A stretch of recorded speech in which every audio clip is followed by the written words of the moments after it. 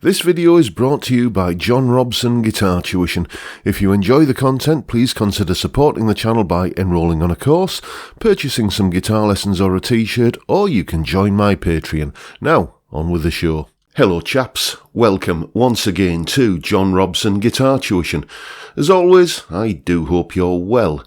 Now then, like most people, I suspect that my first encounter with a Line 6 product was, about 20 years ago with one of these things, the Pod. And, you know, if you read all of the guitar magazines and the press at the time, it was apparently a fantastic device that could sound exactly like a Marshall Plexi or a Vox AC30 or a Fender Twin or a Mesa Boogie, etc., etc. Yeah, no it couldn't. It just couldn't. I also had reliability issues with mine because, you know, you could connect it up to your PC, supposedly, and store and edit your sounds. And sometimes it worked. Other times it just wasn't having any of it at all. It just didn't want to play ball when it was connected up to the PC. But times have moved on, and I've tried a few other Line 6 incarnations of the Pod, you know, like the kind of floor pedal board type ones and stuff, and was never really that enamoured with any of them, to be honest, so I just kind of gave the company Line 6 a wide berth. But as I say, times move on, and the Helix has been with us for some time now, and many people have been suggesting I check out the Helix native software, you know, the plugins that you can use for recording with on your PC. So that's what we're about today. Now, before we get into this, I just want to point out that this is a first impressions video.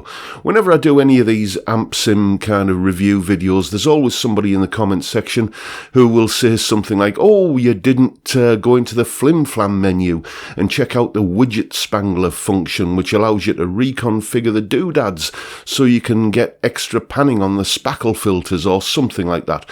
Well, no, I don't, because this is, as I say, a first impressions video. If I was to do an in-depth video on, you know, what any piece of software like this is capable of, it would be longer than that Titanic movie and pretty much as tedious as well. So what I'm kind of assuming here is that if a piece of software like this is out there, and it's out there for a free trial, the shop window for a piece of software like this are the presets. So I'm just having a quick run through some of the presets to get a first impression and see whether, you know, like whether it's going to be worth getting the wallet out and paying for the full version of the software. So with that in mind, here are 10 randomly chosen presets that I just kind of had a little play around with. Here they are.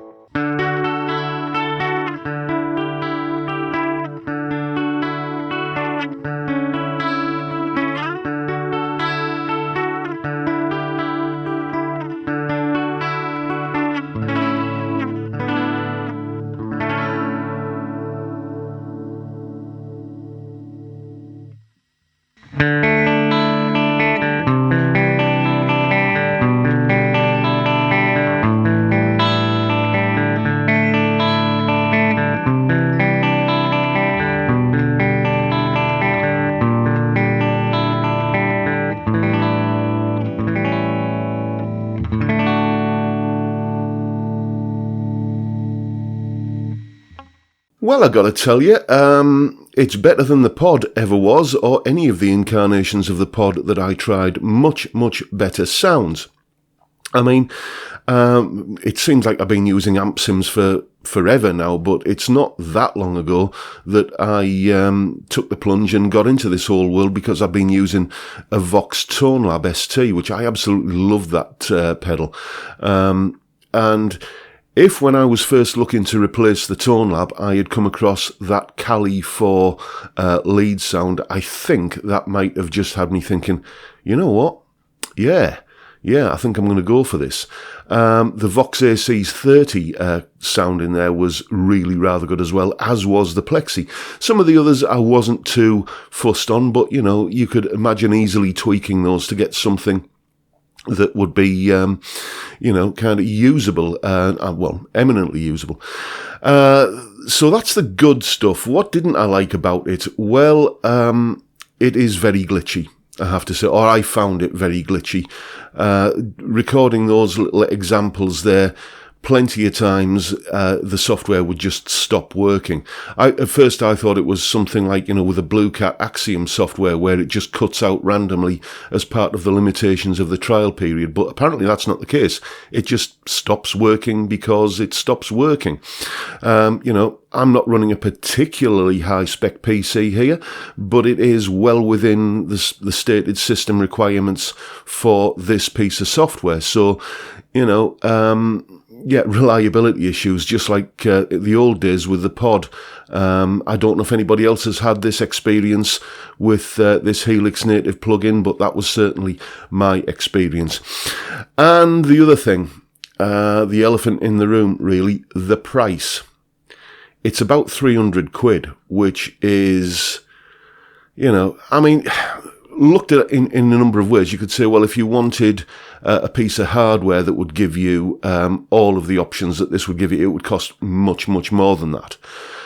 But looked at in the other way, which is that, you know, I can get sounds that I like just as much as the sounds that I liked in this from free plugins like the Blue Cat free amp with some free IRs from Redwires, and the free or native plugins that come with Reaper, you know, for reverbs and choruses and delays and stuff like that, then, you know, it does start to look rather expensive.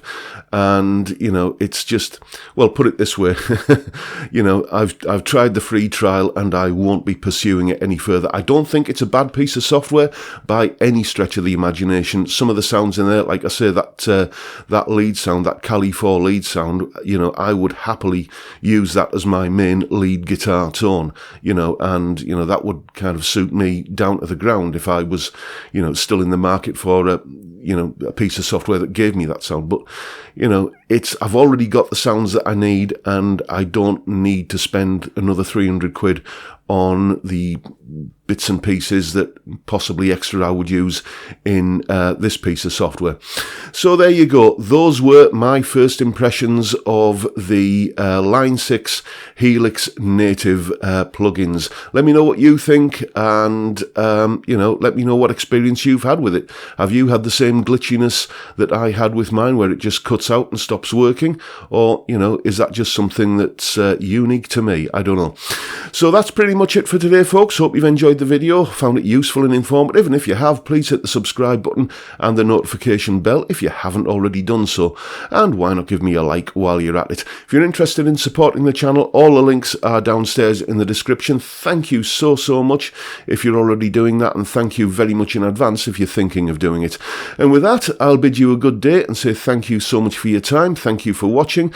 Look after yourselves, folks. Stay well, stay safe, and above all, stay sane. See you next time. Bye for now.